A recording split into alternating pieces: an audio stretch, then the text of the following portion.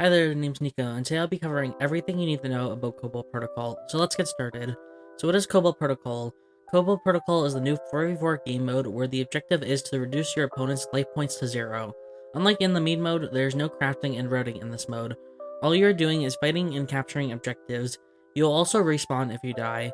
The game starts off with you getting a random character from your personal character pool, as well as the free characters that are available for that week. Another one of your characters will be added to the character pool in the middle. This will occur for all the people on your team. If you don't like the character you get, you can choose a character from the character pool shown to you as long as you own it or is part of the free character pool. So if a minus shows up and you don't own her, and she's not in the free character pool, you can't choose her. After 30 seconds, your opponent's character pool and your character pool will swap. You can then choose a character from your opponent's character pool. This also means that if you don't want your opponent to have a particular character, you might want to hold onto it and then swap with a character from their pool. Once you know what character you want, choose the core augment you want to run on them on the panel on the right. Now it's time to choose your weapon and armor. You can select between two items as well as a random option. The random option includes legendary items and gives you more credits to start off with, but you don't know what item you'll get. So you can get an item that doesn't work for your character, forcing you to re-roll that slot later on. But looking at the two items shown, there's a description about that item. The text in yellow is called the main tag. The main tag on your weapon will dictate what type of armor you will most likely get. So if you choose a weapon with the main tag, Basic Attack, it means you will most likely get items related to basic attacking. Each item also has a sub-tag. As an example, Crystal Tiara has a sub-tag Critical Chance. If you are familiar with the main game mode, the items in Cobalt Protocol share the same stats with the main game mode, so that's why I don't bother reading the tags as much as I probably should.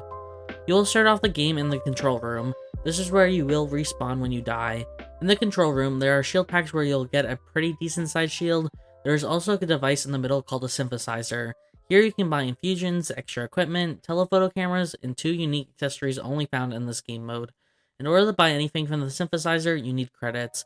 To get credits, you either need to kill your opponents, kill mutant animals, go on a killing spree, kill the opponent who is on a killing spree, or kill the main objectives Omega and Gamma.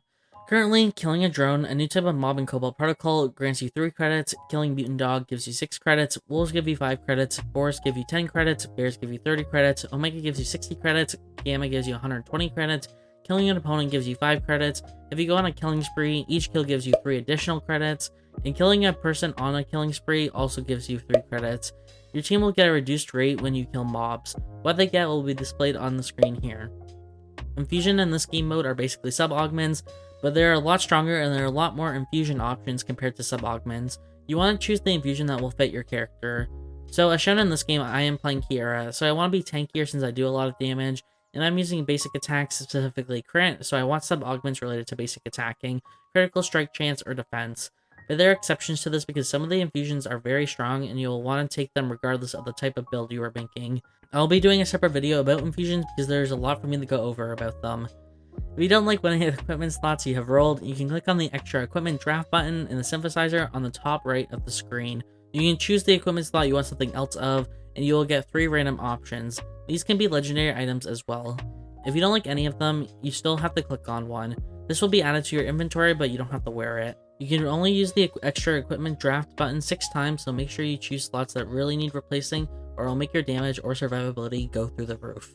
And there are 2 special accessories you can buy from the synthesizer. These are called Solar System Miniature and Cobalt Blue.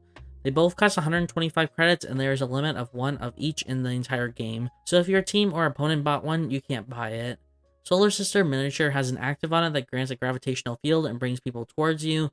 Cobalt Blue gives your team a massive speed boost. Both accessories give 20 attack power, 20 defense, and 200 HP. Let's get into the game. So the first part of the game, or phase 1, is a 2v2. You are paired up with one of your teammates. This phase lasts for 2 minutes.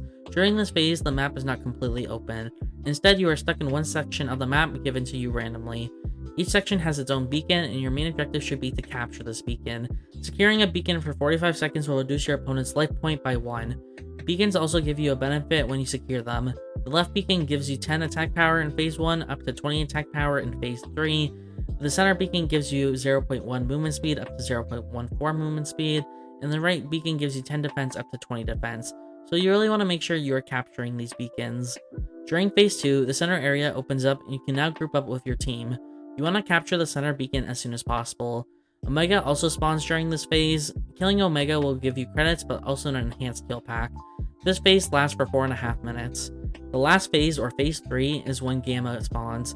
You pretty much play the same way in phase 2 and 3. This phase lasts for 10 minutes or until one team's life points hit 0.